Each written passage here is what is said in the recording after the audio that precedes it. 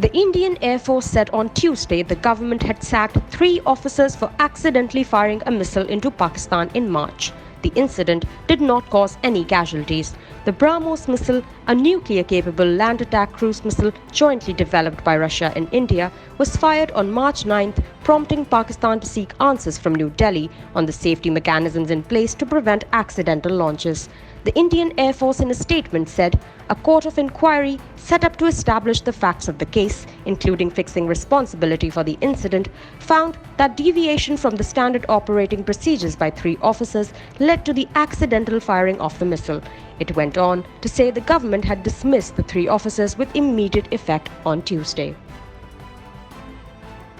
The Islamabad police has registered a case against former Prime Minister Imran Khan and other top leaders of the PTI for violations of Section 144 in the capital on August 20th, the day the party held a rally to protest against incarcerated member Shehbaz Gill's arrest. The FIR was registered on August 22nd at the Para police station under Sections 109, 188, 186, 341 and 506 of the Pakistan Penal Code. Murad Saeed, Faisal Javed Khan, Sheikh Rashid Ahmed, Asad Umar, Raja Khurram Nawaz, Ali Nawaz Awan, Faisal Wavda, Shehzad Wasim, Sadakat Ali Abbasi, Shibli Faraz, Fawad Chaudhry, Saifullah Khan Niazi, Shahryar Afridi, Fayazul Hassan Chauhan, Firdaus Shamim Naqvi, Asad Kaisar, Zahir Abbas Khogar and Major Ghulam Sarwar were the other PTI leaders nominated in the FIR. Earlier today, the Islamabad High Court issued a show-cause notice to the PTI chief and summoned him in his personal capacity on August 31st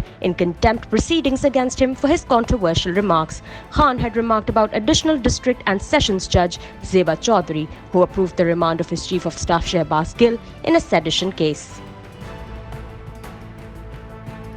Prime Minister Shehbaz Sharif has announced that 17 million of the total power consumers will be exempted from paying the high fuel charges adjustment in their electricity bills. In a video address from Qatar, where he is on a 2-day trip, the Prime Minister explained the mechanics behind why FCA was levied and said it had seen a considerable increase for July and August's power bills because of high international oil prices, which was intolerable for the common man. He said that after consulting with the International Monetary Fund, PML and Supremo Nawaz Sharif and other coalition leaders, it was decided that 17.1 million electricity consumers would not have to pay the FCA. He added that the government was also reviewing the situation for the rest of the 13 million power consumers who, PM Shehbaz said, were in a better financial position.